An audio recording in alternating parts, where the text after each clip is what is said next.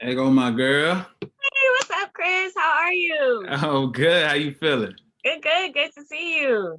It's good to be seen and good to see you too, man. Absolutely, absolutely. How's everything been? How you feeling? Oh man, I'm feeling amazing and overwhelmed at the same time. I got a lot going on. Just had our first newborn, so uh, Congratulations. thank you. So yeah, lots been going on, man. I'm constantly busy trying to Do that. be an artist, raise a family, all of that stuff. But All right, well, we're gonna deep dive right into that. So all right, let's do it. Let's do it. um so first, congratulations on having a new baby. That's beautiful news. Thank you. Thank And you. also congratulations on your new project, Moon.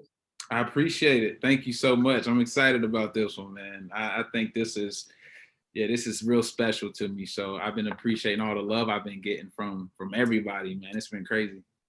Yeah, I was looking through some of the YouTube comments. I was like, okay, they feeling it. Yeah, I was like, yeah. that's like a good, a little indicator of like, how the people are feeling. I was like, okay, everybody is loving it so far. Facts, facts. It's been good. It's been good. How was it shooting the video? It was great, man. We did it all in a day. It was Nice. crazy. And it didn't take that long. I think when you have a great team of people who are talented, who, Mm-hmm. in my opinion, are top shelf when it comes to like just gifts and talents and just being great at what they do. You don't need a whole lot of time. You need a whole lot of preparation. And so that's what we did. We prepared Right. like crazy. But on the day of the shoot, like it was just boom, boom, bam, bam, bam. Like we was going through the scenes and through the shots like it was nothing. And I'm just like, oh, because a lot of people don't know this. Like this was actually my first full music video experience outside of Back to the Future. Back to the Future was my first ever Mm-hmm. music video, Right. but like having like an extra lead or working with somebody else, first time I had ever done anything like that. So everything was just seamless, smooth. It was great. I was excited about it, and I was excited about how it turned out. Yeah, it was really dope. I was like, okay, I see the moves. I got the choreography going in there too. A little shum. You know what I'm saying? We had to Like sliding bust in out there of, real we had to just quick. slide it on in there. You know what I'm saying? But it was good. Nah, it was good, man. Again, shout out to the choreographer, Gary Beautiford.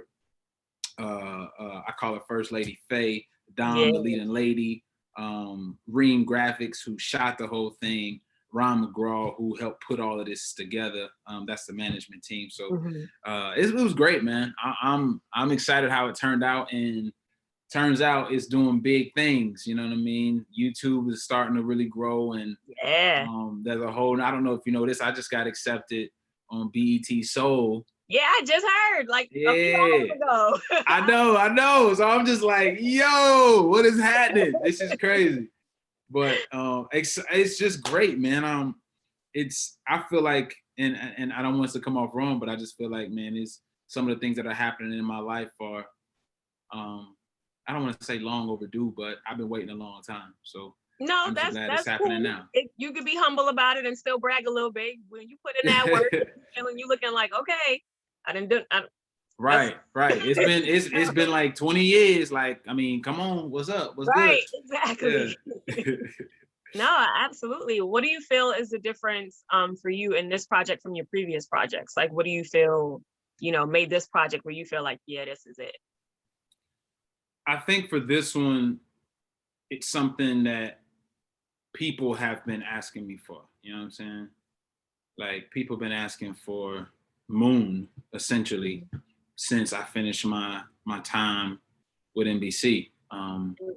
And it was a journey to get them here, but they've been waiting patiently, and now that we are here, everybody's just like, "Thank you, finally, we got what we want. We gonna blow this thing up," and that's what they've been doing. I mean, Yeah, yeah, so I think that's what's different. Back to the Future was a great song for me because I feel like I needed to say something. I need to have my yes. imprint That in message is really society. beautiful. Thank you. You know what I'm saying? But as far as like just my musicality and my art and my vision, Moon to me is it. You know what I'm saying? It's that cross, it's that blend between what's new, and the respects of what I have for what's old. And we figured out a way to put it all together and make it work. And so you got a whole bunch of influences going on. I don't know if you had a minute to like really listen to the song, but you got a whole lot going on. So throughout the song, the base of the song, musically, I'm talking music production, it's old school, new school. You hear influences of The Weeknd, you hear influences of Michael Jackson, right? Yep. But MJ was what I heard first. Exactly. So you get to the end of it and it's like, oh, where does Afrobeat vibe come from? What's happening? What's happening? They peeped it in the comments too. I was like, okay, y'all. Exactly. And I'm so glad, like I was trying to slide that in there. And the reason why I did that is because I'm still learning more about my heritage and my background. And I'm learning that like I'm a descendant of the Jamaican, Caribbean, African heritage. Like I'm really digging into my ancestry now. And so I was like, maybe that's why I love curry chicken. Maybe that's why I like oxtail so much. You know what I'm saying? Like it's in my blood to love this stuff. Start making sense. You know what I'm saying? Everything is coming together now. So I'm just like, all right, cool. Bet this is where I get it from. So I wanted to implement that in the music. And I thought it turned out well. No, it absolutely did. So do you feel like you couldn't produce this same type of artistry during your time at NBC? Is that why you feel like now is like? Yeah, I mean, yeah, I felt like I kind of feel like I was somewhat restricted on what I could do. You know, when you are an independent artist versus an artist that is signed, just starting out. Like again, my first anything as a solo career happened on NBC. Right? It wasn't like I was out here grinding as a solo artist before that show. Like it all started on that show. Like I was singing and doing stuff in churches and with my family. So, you know, grinding in other lanes. Right. But when I went on the show, that was my first anything as a solo artist. And so when I won and you know, you got the accolades, the money and the deal, it's like, great, I get to do what I want to do. And so that's why I'm telling people now, like, I mean, I won, but at the same time I lost because for about 2 years, I realized I think I'm losing myself. Like I'm losing who I am. Like I'm losing Chris Blue. You know what I'm saying? Was there a lot of outside influence on like who they wanted you to be as an artist?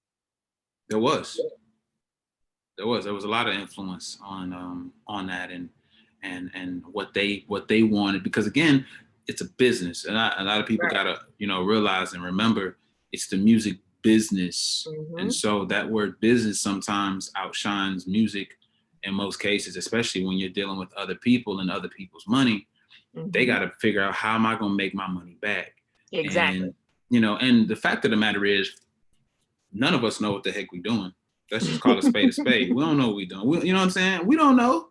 Don't nobody know what's hot from what's not. We just creating stuff that we like and we love, and we throw it against the wall.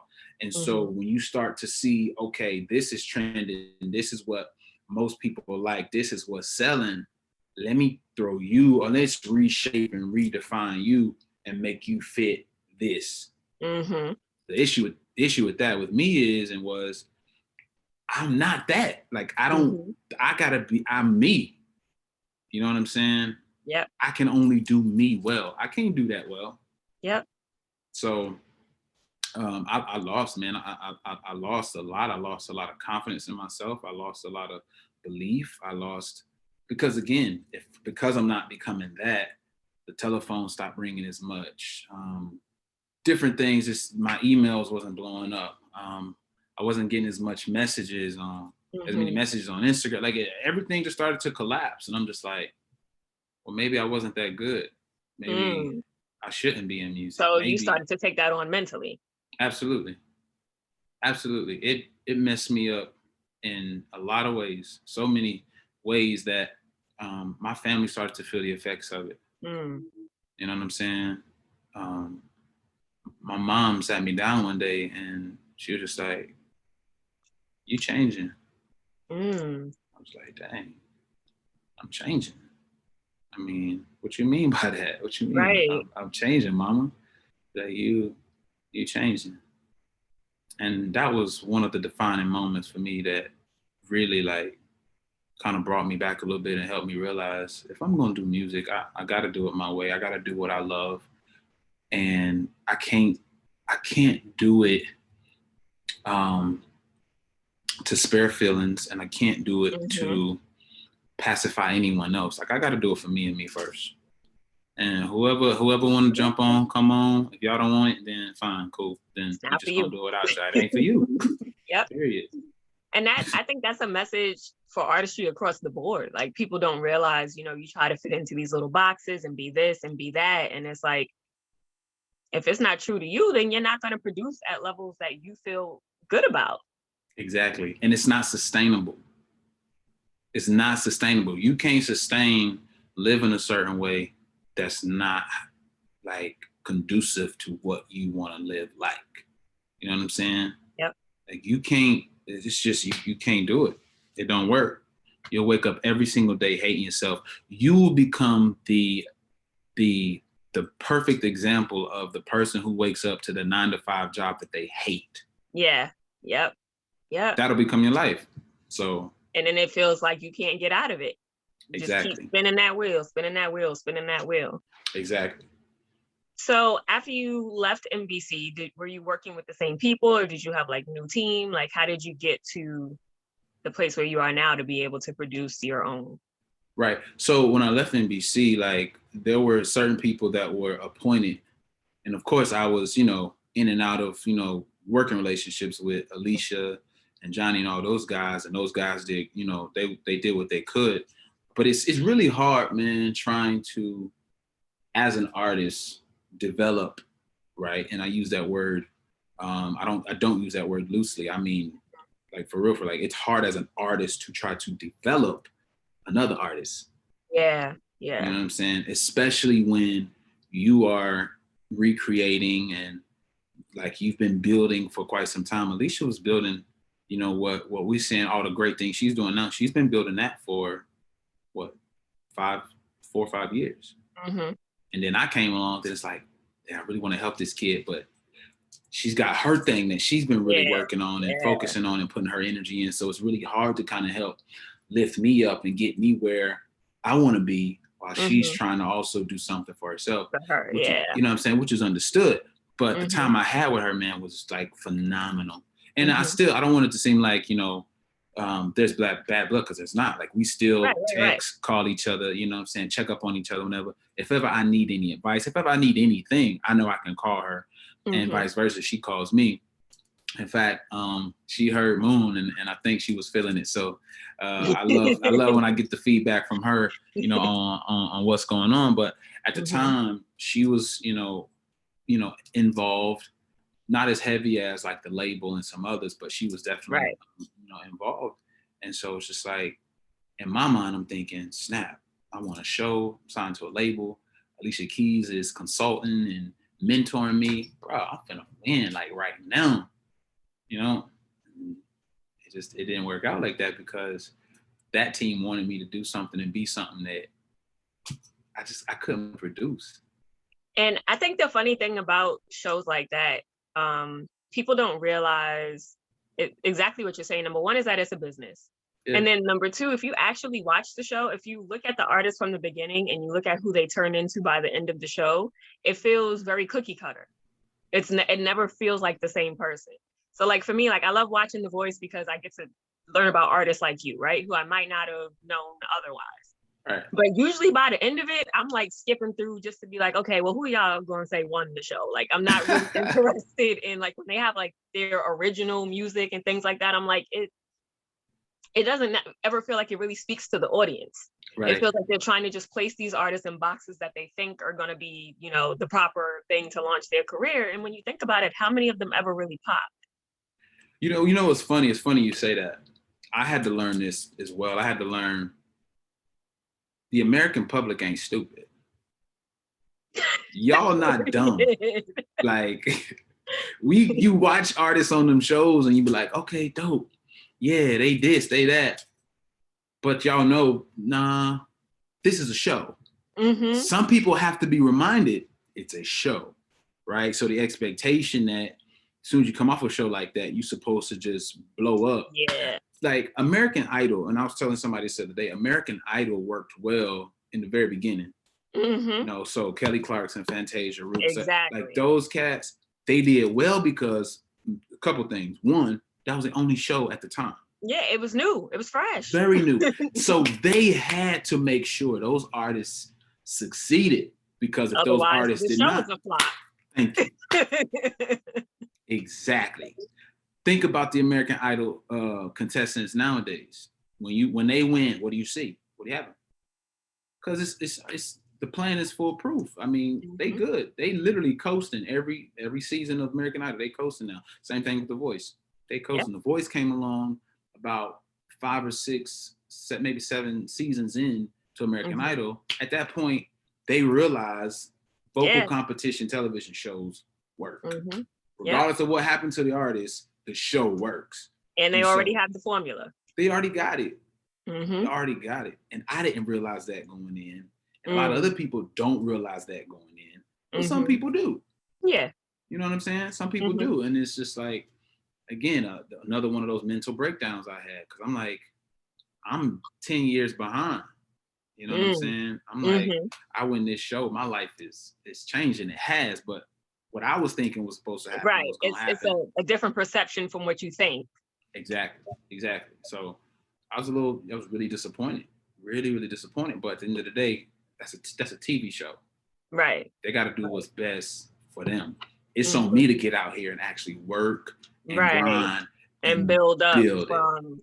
And it's like what a lot of people say, like it's just supposed to be a springboard. Like most people think like it's supposed to be it, like this is it, I did it, but it's really just supposed to be the springboard, especially if you're a winner. So now your name is more at the forefront than most other, contestants. Yeah. But it's literally, and even because I danced when I was younger and I had a lot of dance friends. So they went on all these dance shows and I'm like, the contract is this thick.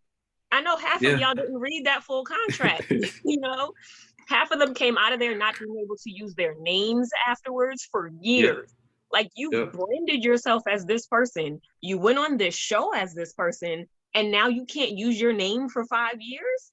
Yeah. Like, so there's just so many different nuances to these shows that I feel like I wish there was more education about. So even speaking to you now, like about The Voice, I kind of already felt that way about the show, just from being an artist and having artist friends. And like I said, watching from the beginning, and I'm like, okay, this person was in this lane and y'all are kind of like finagling them, into this thing. And it's like, it doesn't feel natural. And you can even see the emotions of things. Like if you look at your emotions in the Back to the Future video, you can see like you were feeling what you were saying. Absolutely. Versus if you're watching what these other people are saying, you're like, okay, we know somebody wrote it for you, but you don't even care about those lyrics. Like it resonate with you, it's like they're not even making that connection. So yeah, I saw it. And I know I'm not the only one who sees it. Facts. Nah, it's wild, man. It's wild. And again, I just tell people like, I wish if I could do it all over again with the same results. I would, because I would go in right thinking like an artist. I wasn't thinking like an artist. I was some green, wet behind the ears, new to this thing singer. I wasn't an artist. I was a singer. I just wanted to sing. That was it. Right. Put me on stage, give me a microphone, let me sing. Let me do what I do. But man, if I can go back and do it again, I would have my team in place. I would have everything ready to go. So by the time they say, and the winner is, I'm ready to use that pad, that launching pad to actually launch off. Right. Like I got off the show, and again, because of my expectations, I went home and I started sitting down, like waiting. I started waiting on stuff, waiting on this email, waiting on this phone call, and some would come through. But had I been proactive versus reactive, I'd probably be a lot further along right now. Right. I get it. So are you enjoying your team that you're working with now for? Absolutely. Like this team, I'm trying to figure out the best way to say it, because again, you got to watch your words. You know what I'm saying? Cancel culture is real out here. This team that I have now, man, and it's not a knock against anyone else who I used to work with, but this team Absolutely. I have now, like they're relentless. They're like, we gonna win. However we gotta do it, whatever we gotta do, we gonna win. And I grew accustomed to that attitude and that mentality after the show, because I started to realize quickly, if you want to be something, you got to create that something, whatever it is. Yeah. And this team has that mindset. Like we like, look, we just gonna go ahead and create it. We're gonna figure it out. And we're gonna figure it out together. I never forget, man, the day I met Ron McGraw. It was at a show that he wasn't even supposed to be at. He got invited to and ended up just showing up anyway. And I got the opportunity to do it through a member of mine. It was like, yo, come down. It'll be great for you to just do it. And so I didn't even get paid for that. I drove down to Atlanta, did the show, paid for the guys who I had to come with me, but I didn't get nothing. I just said, I'm gonna go out here and I'm just gonna do it, not knowing what was gonna happen. This time I'm literally running everything. And I ran into Ron, and Ron was just like, dude, we need to talk. And ever since that night, we've been talking almost every single day. It's been crazy. That is so what's up. Ron is so clutch. He is a really dope person. Yes, he is, man. I love that dude. He's like a big brother, man. We have our ups and our downs, and like we fight like family. It's crazy. That's what it's supposed to be. That's exactly how you know it's real. But we love each other like family. Like we'll go to bat for each other. Can't nobody come to me and say nothing about Ron McGraw. That's what you want to get me hot. You want to get me tight. You want to see me fight. Come to me and step to me and say something about Ron McGraw. Word. That's on everything. I'll fight you for that. And I believe it's the same for him. And I love that. I love that because, like you said, that's how you know it's real. Yep. You know what I'm saying? Yep. And so the team I got now, man, is crazy. I'm excited to have them. I'm lucky to have them, honored to have them. And I feel like this thing is really going to go somewhere now because of the team that I have. Beautiful. So what else are you working on now? I know you're doing a docuseries right here? I am. I was just about to get into that. So your boys got one of the leading roles in this new docuseries that we shoot. Yeah, we shoot next month in Atlanta. I can't remember the name of the studios. I thought it was Tyler Perry Studios, but I don't want to quote that and be wrong. But I know we're shooting down in Atlanta, so I'm excited about that.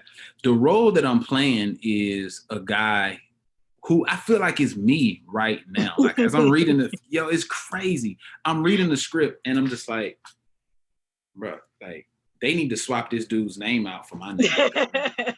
That's me.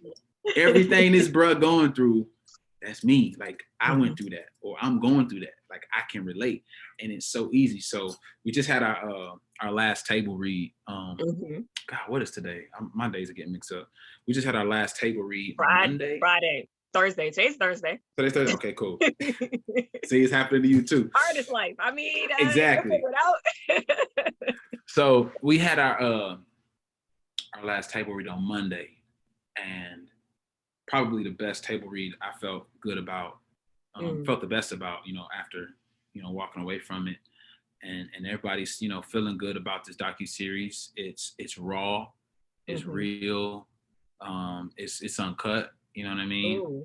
That's what I like about it. It's different in that regards. You know what I mean? I don't know how much I can talk to you about it, but what I will tell you is you'll see a lot of truth, a lot of reality. You know what I'm saying? Like this script hold back no punches. Like it give it to you straight with no chasing at all. Just raw. Just look. It's what it is. And so I like that. How'd you land the lead role? My team, Ron McGraw. We gonna win. We want to win. That's right. I'm glad you used about to say trying. I'm glad you replaced that. Yeah, we gonna win. That's what it is. You know what I'm saying? So we out here getting it. I had a conversation. I believe highly in putting things into the atmosphere and allowing. Some people call it Earth. Atmosphere. I believe in God. I believe God. When you put something out there for God's ears, he hears and then he does. And so it was crazy. Me and Ron had a conversation. I was just like, man, I really do enjoy acting. Like I love watching movies, and I've always had this like hidden desire to like just try it out. because I don't know. It's just, I enjoy it. A week later, he was like, Blue, I need to talk to you. I got something for you. I was like, all right, bet. Oh, exactly. A week later. You feel me? A week later, not only do I have a speaking role in a docuseries, I have one of the leading roles in the docuseries. So I'm excited about it. I know, man. I'm excited about it. What were some of your favorite movies? Like, what do you pull on for inspiration?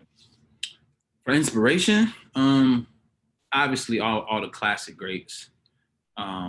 Friday, all the Friday. Like, I'm a Friday trilogy dude. Like, I love all the Fridays. Shout out to Ice Cube. He, to me, is one of Earth's geniuses. Literally. You know what I'm saying? And more underrated than people give him credit for. What? So underrated. This brother he's brilliant, man. He's brilliant.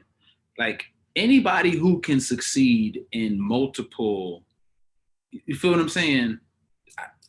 That's brilliant. And still essentially be the same person in all these different places. In all of them. So all the Fridays, I would say, obviously, you know, the Coming to Americas, the Harlem Nights, you know, those movies. Yes. I'm a Denzel fan, so anything Denzel in, I love it. Like, anything he stroll up in. Anything he stroll up in. Shake.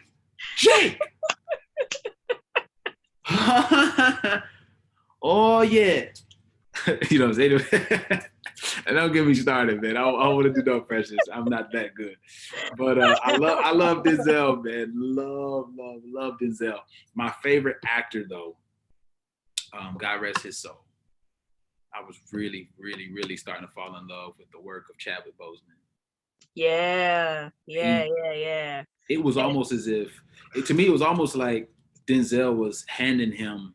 Literally. You know what I'm saying? Literally. And when you hear the story of their connection, it was just like, it's almost wild. And then to think of how much work he put in, and obviously he knew and we didn't know, but to have all those roles back to back like that, and to still work through everything that you were going through, that's masterful in and of itself. That's completely masterful. Crazy.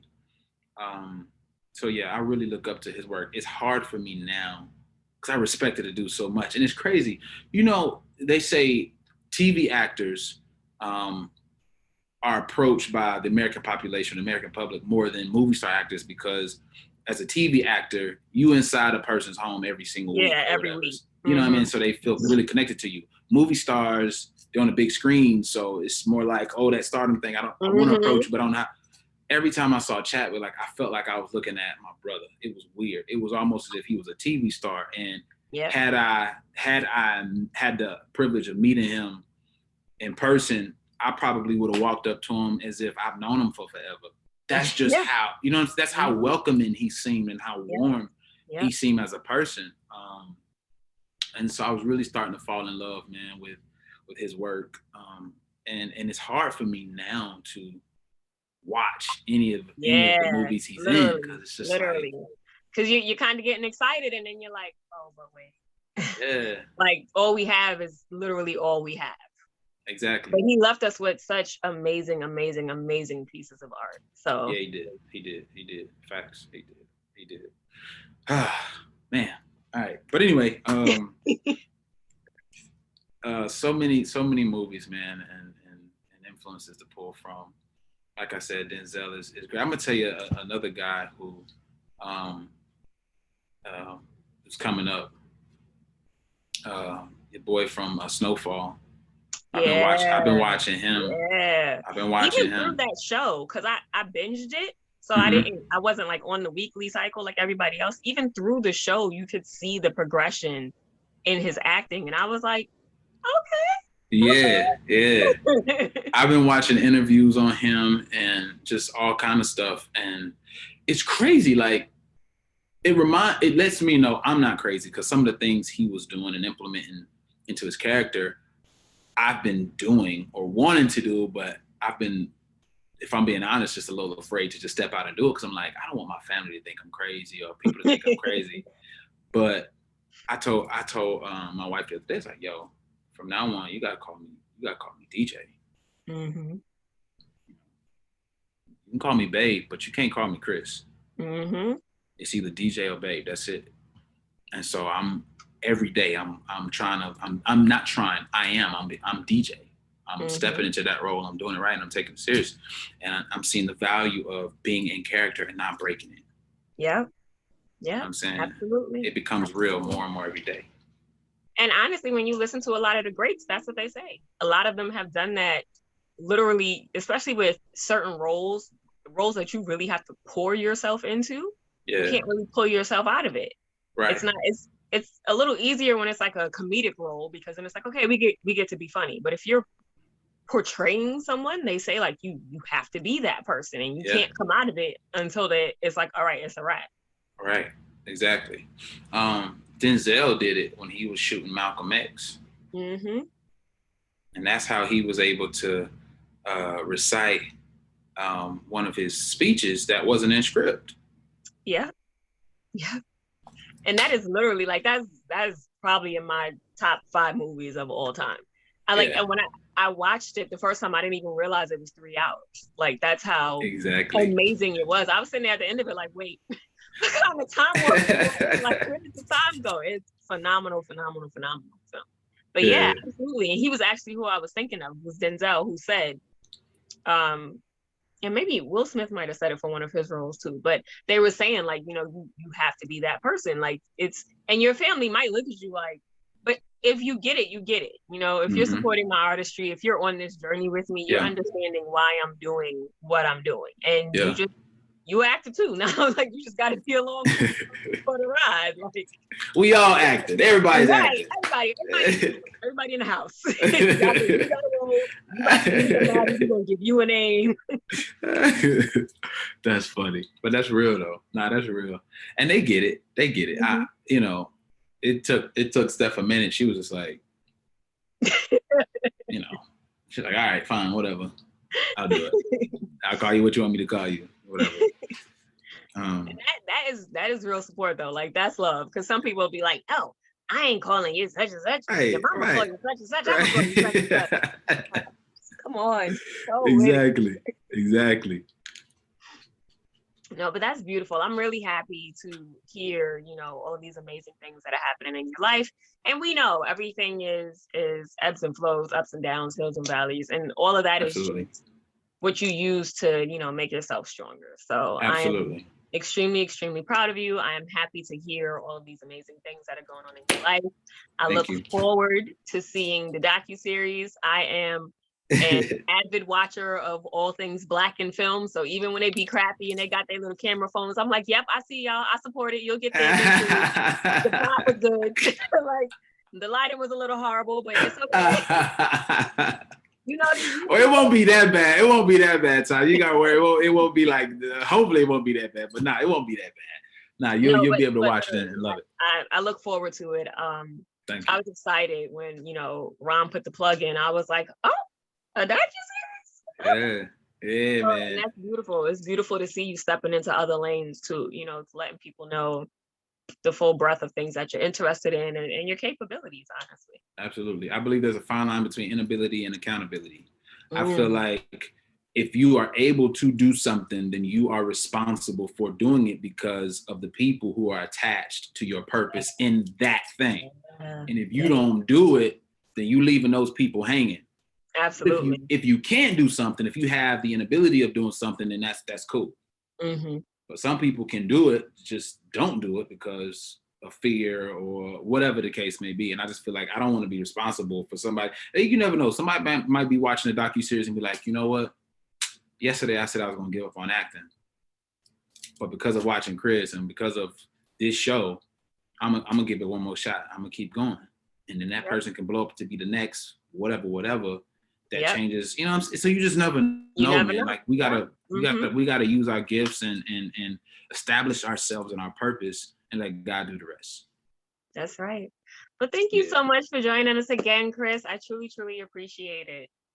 I love talking to you. Anytime you want to talk, man, even like off camera, man, if you want to holler, man, I just love the dialect. You're super dope. Love speaking to you. Thank you so much for having me again. Absolutely. And I'm gonna hit you up. We're gonna talk about some other stuff because I got some more little things that was on the top of my head. But thank you so much. I appreciate it. I'll hit you up soon. Love. All right, yo. Peace, brother. All right.